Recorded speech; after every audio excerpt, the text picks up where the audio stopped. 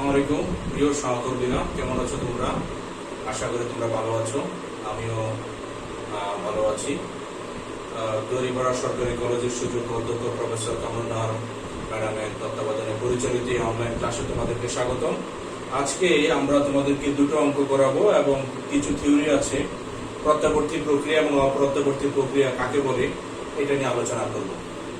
তো আজকে তাপগতিবিদ্যার 4 নম্বর লেকচার, প্রত্যাবর্তী প্রক্রিয়া এবং অপ্রত্যাবর্তী প্রক্রিয়া কাকে বলে। প্রত্যাবর্তী প্রক্রিয়া আমরা বলি যে প্রক্রিয়া বিপরীতমুখী হয়ে প্রত্যাবর্তন করতে পারে এবং সম্মুখবর্তী এবং বিপরীতমুখী প্রক্রিয়ার প্রতি স্তরে তাপ এবং কাজের ফলাফল সমান এবং বিপরীত হয়, তাকে আমরা বলি প্রত্যাবর্তী প্রক্রিয়া। তো বিপরীতমুখী হয়ে প্রত্যাবর্তন করে মানে একটা সিস্টেমে যে কার্যনির্বাহী বস্তু আছে সেটা মনে করো কোনো পরিবেশের কোনো একটা অবস্থা থেকে সে দ্বিতীয় কোনো অবস্থায় গেল, যদি সেই দ্বিতীয় অবস্থা থেকে সে আবার প্রথম অবস্থায় ফেরত আসতে পারে এবং এই ফেরত আসার পথে যে প্রতিটা স্তরে তাপ এবং কাজের ফলাফল সমান এবং বিপরীত হয়, তাকে আমরা বলি প্রত্যাবর্তী প্রক্রিয়া। মনে করো একটা প্রক্রিয়ায় কার্যনির্বাহী বস্তু সে কিছু তাপ শোষণ করলো এবং কিছু কাজও করলো, করে সে 2 নম্বর অবস্থায় গেল, পরিবেশের একটা অবস্থা থেকে অন্য একটা অবস্থায় গেল, কিছু তাপ শোষণ করলো, কিছু কাজ করলো। এখন ওই যে অবস্থায় গেল সেখান থেকে সে আবার 1 নম্বর অবস্থায় আসার সময় যদি যে তাপ শোষণ করে ওখানে গিয়েছিল সেটা যদি বর্জন করে এবং 2 নম্বর থেকে 1 নম্বর অবস্থায় আসতে ওই একই পরিমাণ কাজ সম্পাদিত হয়, তাহলে আমরা বলবো এটা একটা প্রত্যাবর্তী প্রক্রিয়া। তাহলে হচ্ছে মানে সম্মুখবর্তী এবং বিপরীতমুখী প্রক্রিয়া, এখান থেকে যদি 1 থেকে 2 তে যায় সেটা সম্মুখবর্তী, 2 থেকে আবার যদি নাকি 1 এ আসে তখন আমরা বলি হচ্ছে বিপরীতমুখী প্রক্রিয়া। এই সম্মুখবর্তী প্রক্রিয়া এবং এই বিপরীতমুখী প্রক্রিয়া, দুটো প্রক্রিয়ার প্রত্যেকটা স্তরে তোমার কি হচ্ছে সেম কাজ হবে। 1 থেকে 2 তে গেলে যে কাজ হবে, 2 থেকে 1 এ আসলো একই কাজ হবে। 1 থেকে 2 তে গেলে যে হিটটা সে শোষণ করেছিল, 2 থেকে আবার যখন 1 এ আসছে তখন সেই হিটটা সে আবার বর্জন করে দিয়েছে। এর উদাহরণ কি? উদাহরণ হচ্ছে মনে করো বরফ গলে কিছু তাপ শোষণ করে সে পানিতে পরিণত হলো, আবার ওই পানিটা একই পরিমাণ তাপ বর্জন করে আবার কি হলো, সে বরফ হয়ে গেল, তখন আমরা বলি যে এটা একটা তোমার হচ্ছে প্রত্যাবর্তী প্রক্রিয়া। আবার ধরো যদি আমি ধীরে ধীরে তোমার হচ্ছে একটা স্প্রিং তোমার হচ্ছে প্রসারিত করলাম, আবার হচ্ছে সংকুচিত করলাম, তাহলে প্রসারিত করলে যে কাজ হয়, আবার যখন স্প্রিংটা সংকুচিত হবে তখন আবার সে ওই একই কাজই সম্পাদিত হয়। এগুলো হচ্ছে তোমার প্রত্যাবর্তী প্রক্রিয়ার উদাহরণ। আর অপ্রত্যাবর্তী প্রক্রিয়া কি? যে আমরা বলি যে প্রক্রিয়াটার উল্টা, যে প্রক্রিয়া বিপরীতমুখী হয়ে প্রত্যাবর্তন করতে পারে না এবং হচ্ছে এই সম্মুখবর্তী বিপরীতমুখী, এই যে আমরা বলি যে প্রতি স্তরে তাপ এবং কাজের ফলাফল, এটা তোমার হচ্ছে গিয়া একই রকম হয় না।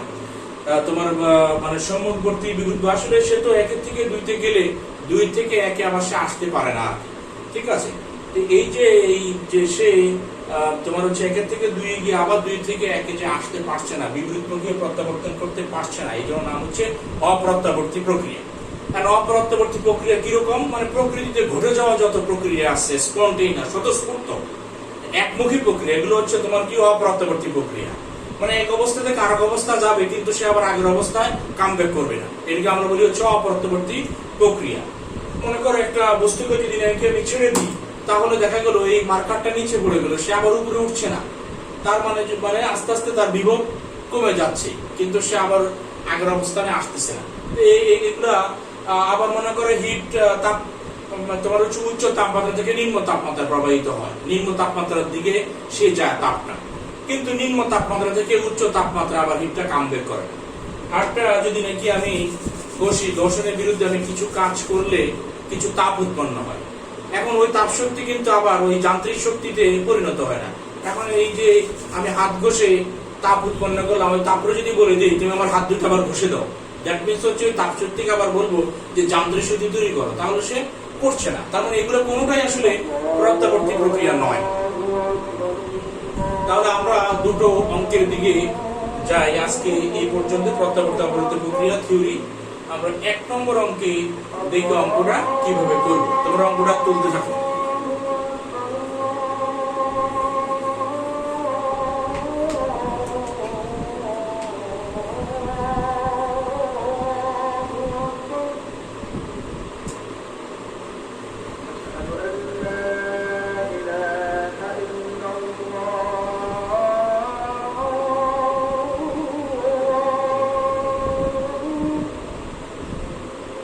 أشهد أن لا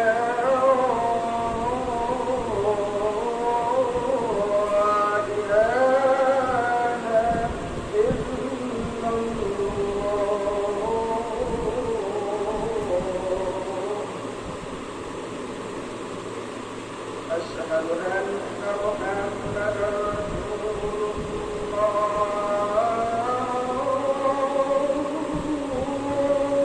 الله أشهد أن محمدا رسول الله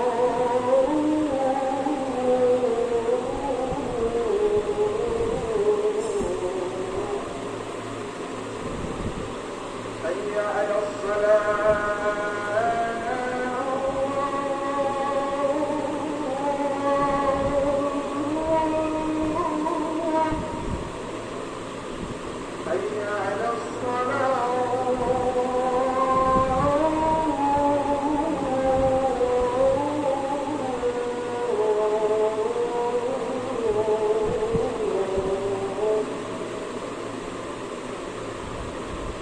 على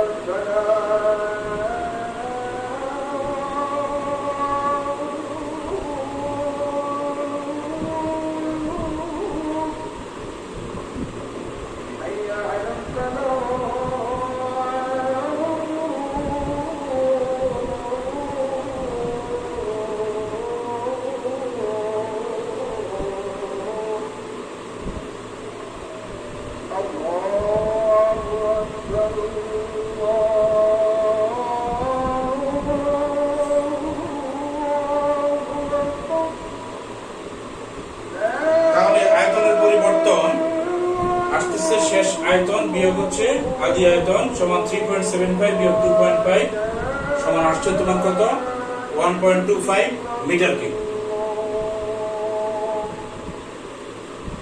এখন এখানে আমাদের প্রশ্নটা কি ছিল?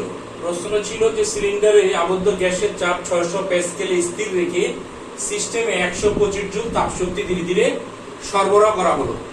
এতে সিস্টেমের আয়তন 2.5 মিটার কিউব থেকে প্রসারিত হয়ে 3.75 মিটার কিউব হয়। উদ্দীপকে উল্লিখিত প্রক্রিয়ায় কৃত কাজ কত? তাহলে উদ্দীপকে আমাদের গ্যাসের চাপ দেওয়া আছে 600 pascal 600 newton per metre square, আদি আয়তন হচ্ছে 2.5 মিটার কিউব, শেষ আয়তন হচ্ছে 3.75 মিটার কিউব। তার আয়তনের পরিবর্তন dV কত? V2 বিয়োগ V1, 3.75 থেকে 2.5 বিয়োগ দিলে তোমার আসে হচ্ছে 1.25 মিটার কিউব। আমাদের বের করতে বলছে কতে উদ্দীপকে উল্লিখিত প্রক্রিয়া কৃত কাজ কত। তো কৃত কাজের আমরা জানি যে dW কৃত কাজ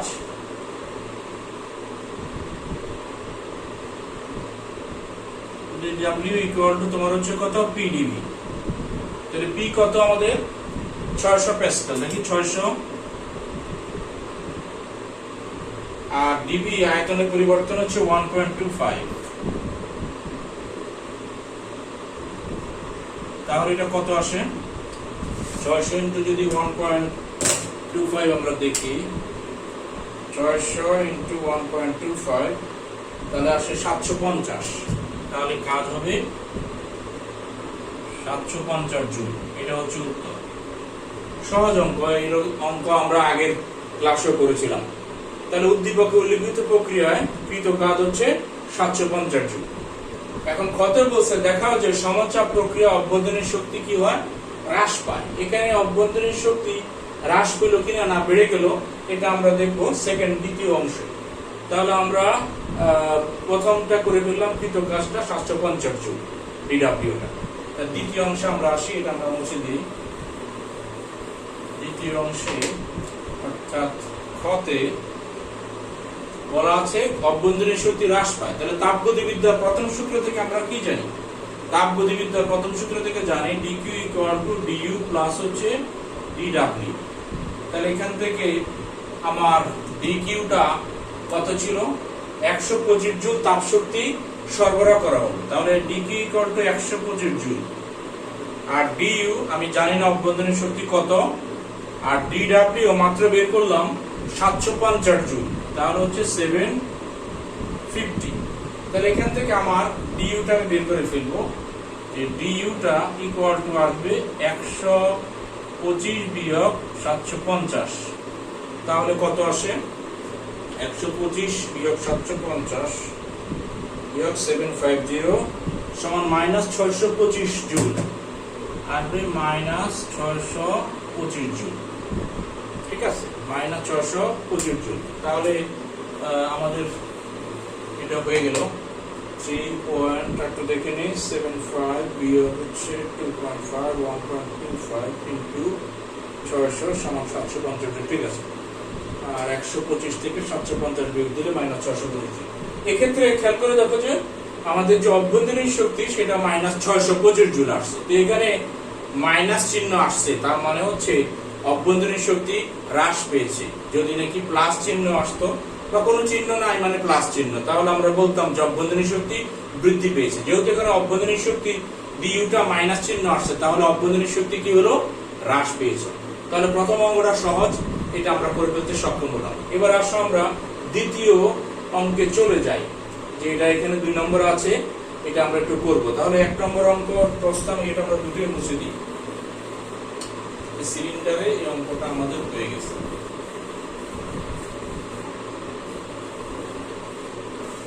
তারপরে দেখো 2 নম্বর অঙ্কে আমাদেরকে বলেছে যে প্রমাণ তাপমাত্রা ও চাপে 32 গ্রাম হিলিয়াম গ্যাসকে প্রথমে সমষ্ণ প্রক্রিয়ায়, পরে রুদ্রতাপী প্রক্রিয়া 3 গুণ আয়তন প্রসারিত করা হলো।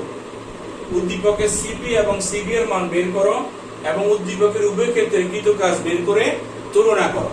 কিছুক্ষণের মধ্যে আমি প্রশ্নটা মুছে দেবো, অঙ্ক করার স্বার্থে তোমরা এটা তুলে নাও। আমাদের কি কি দেওয়া আছে? প্রমাণ তাপমাত্রা ও চাপে, এটা হচ্ছে স্ট্যান্ডার্ড টেম্পারেচার প্রেসার এসটিপি। প্রমাণ তাপমাত্রা ও চাপে 32 গ্রাম হিলিয়াম গ্যাস, তাহলে গ্যাসের পরিমাণ হচ্ছে 32 গ্রাম হিলিয়াম। হিলিয়াম গ্যাস সমষ্ণ এবং রুদ্রতাপী প্রক্রিয়া আয়তন প্রসারণ হচ্ছে 3 গুণ, অর্থাৎ আদি আয়তন যদি V1 হয়, শেষ আয়তন V2 হবে তোমার হচ্ছে তার 3 গুণ। ঠিক আছে, এই 1 জায়গা 3 গুণ হবে। আর টেম্পারেচার প্রথমে তোমার কত ছিল? স্ট্যান্ডার্ড টেম্পারেচার প্রেসার, যেহেতু প্রমাণ তাপমাত্রা এবং হচ্ছে প্রমাণ চাপ, সেহেতু স্ট্যান্ডার্ড টেম্পারেচার হচ্ছে তোমার হচ্ছে 273 কেলভিন, 0 ডিগ্রি সেন্টিগ্রেড। আমরা সিপি এবং সিবি এর মান বের করব, এটা করতে বলেছে। তাহলে আমরা যদি নাকি 2 এর কতে যাই, যে সিপি এবং সিবি এর মান বের করো। স্থির চাপে গ্যাসের আপেক্ষিক তাপ সিপি এবং স্থির আয়তনে গ্যাসের আপেক্ষিক তাপ সিবি, এটা বের করবো। স্যার এটা কিভাবে বের করবো? মাথা অস্থির হয়ে পড়েছে। আমরা 32 গ্রাম হিলিয়াম গ্যাস, হিলিয়াম হচ্ছে 1 পারমাণবিক গ্যাস।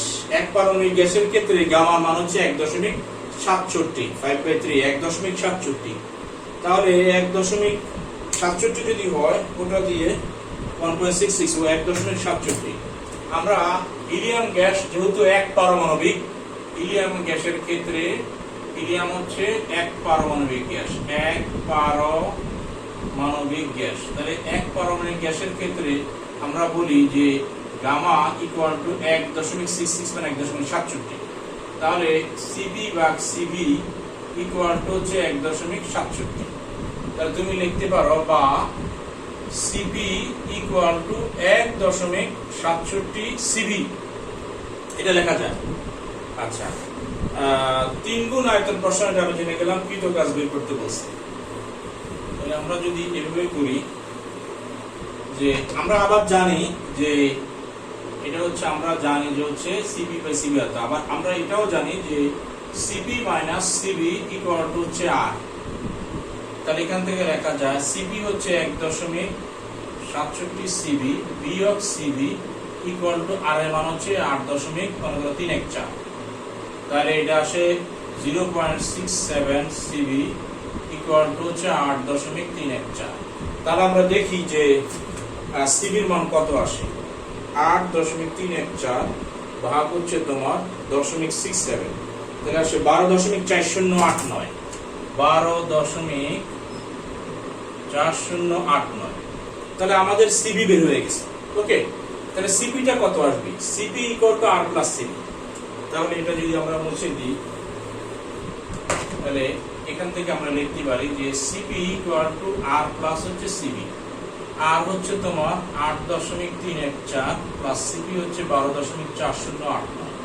তাহলে আগে যে অ্যান্সারটা রয়ে গেল, এটার সাথে যদি আমরা 8.314 যোগ দিই, তাহলে আসে 20.722 সমান আসে 20.722 অ্যাপ্রক্সিমেটলি আর কি এরকম হতে পারে। তাহলে আমাদের প্রথমটা সিপিটা বের হয়ে গেল, সিবিও বের হয়ে গেল।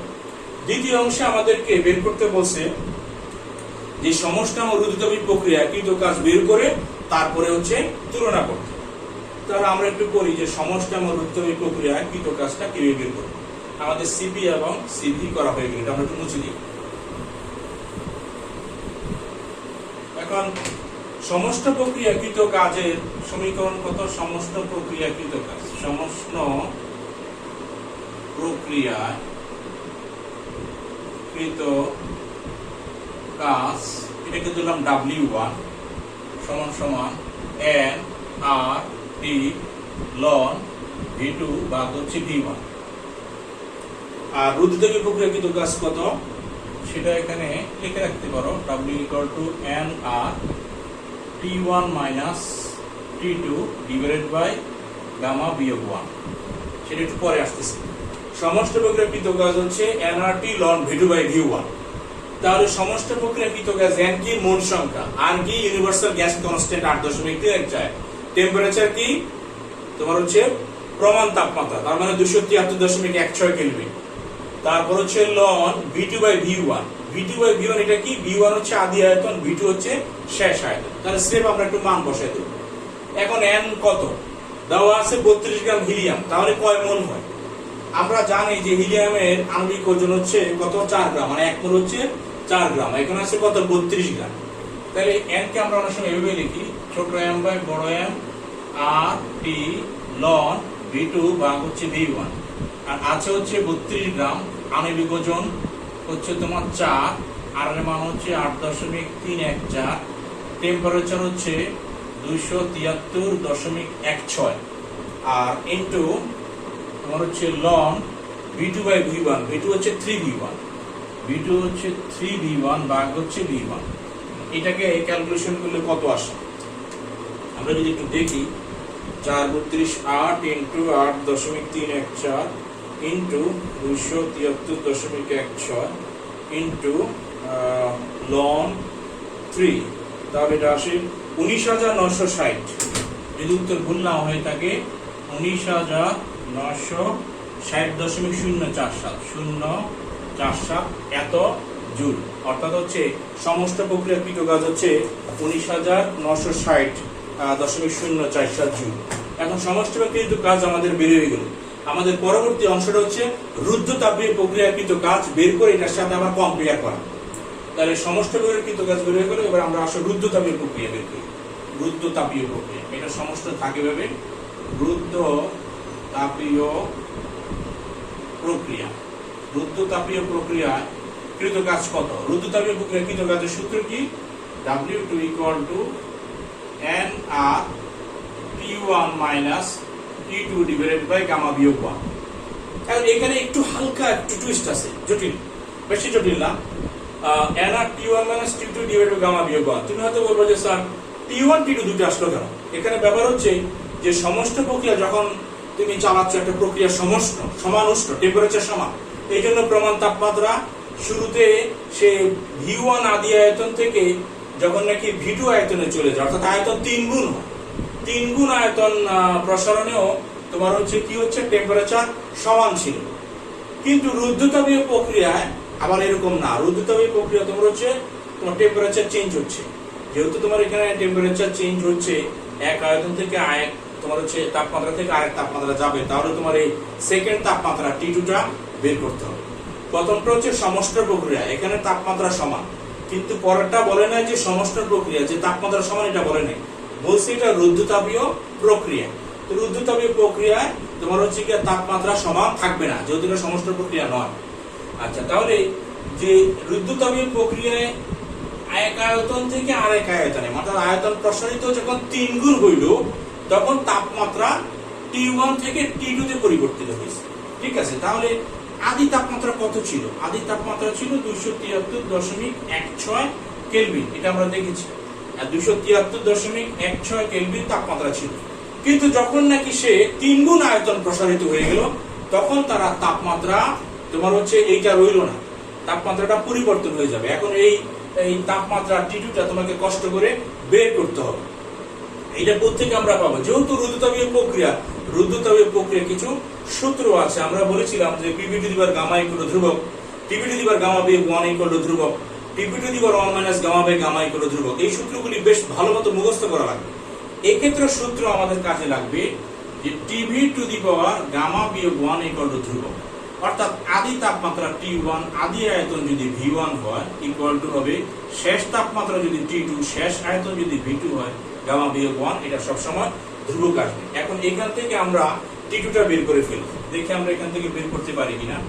বা এখানে যেহেতু আমার প্রত্যাশিত তাপমাত্রা যেটা আমি বের করবো সেটা হচ্ছে T2, তাহলে T2টাকে ফ্রি করে ফেলতে হবে।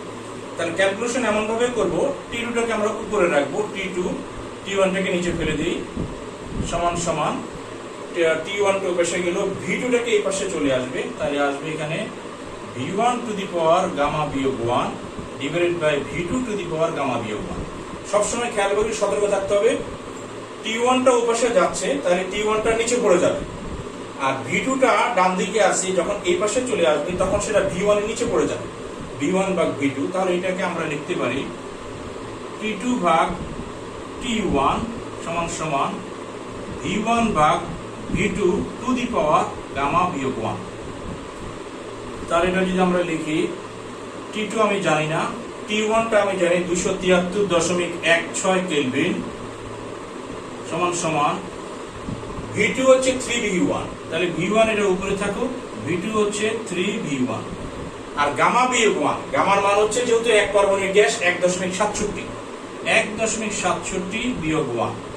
এখান থেকে যদি আমি T2টা বের করতে যাই, এই 273.16 দিয়ে ওই পাশে গুণ করতে হবে, 273.16 ইনটু এই V1 কাটা গেলে এখান থেকে 1/3, আর 1.67 থেকে 1 বিয়োগ দিলে থাকে 0.67। তাহলে এই তাপমাত্রাটা আমাদের কত আসে আমরা একটু ক্যালকুলেটর চেপে বের করি, 273.16 ইনটু তোমার হচ্ছে 3 তার উপরে পাওয়ার হচ্ছে 0.67, তার আমাদের আসে 130.84 কেলভিন। এক্ষেত্রে এই কিভাবে তোমার হচ্ছে 1/3 উপরে 0.67 পাওয়ার দিতে হবে, এগুলো ক্যালকুলেটরের মধ্যে কিছু আছে, এগুলো তোমরা শিখে ফেলতে পারবা আর কি, একটু প্র্যাকটিস করতে হবে।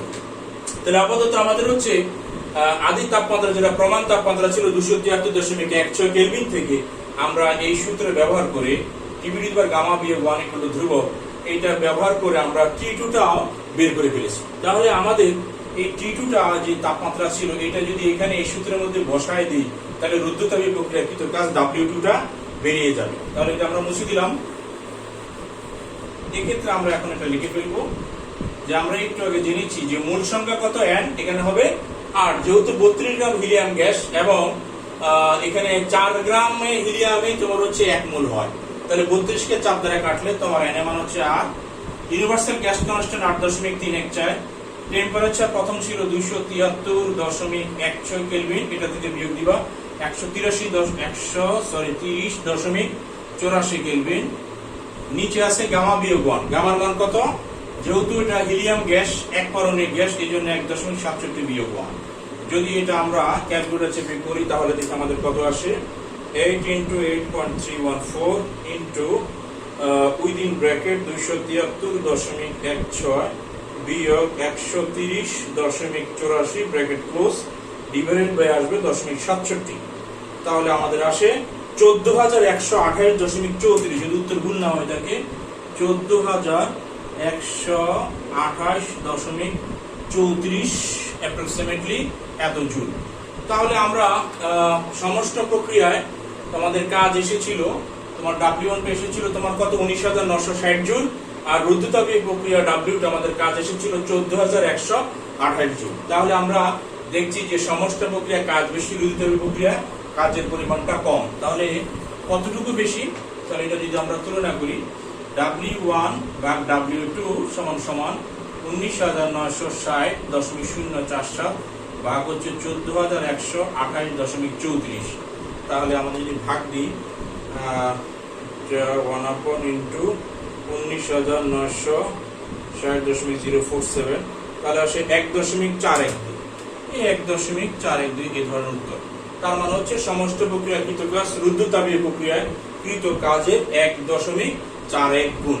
তাহলে এটাই আজকের লেসন আর কি। আমরা দুটো অঙ্ক করেছি এবং প্রত্যাবর্তী এবং অপ্রত্যাবর্তী প্রক্রিয়া কি এই জিনিসগুলি জেনেছি আর কি। তো তোমরা পরবর্তী দিনে আমরা সামনের টপিকগুলো আলোচনা করব আর তোমাদেরকে কিছু হোমওয়ার্কও দিয়ে দিব। কমেন্টস এর মধ্যে অঙ্কগুলি করে ফেলবা। নেক্সট দিনও আমরা আরো কিছু অঙ্ক নিয়ে আসবো। আল্লাহ হাফিজ।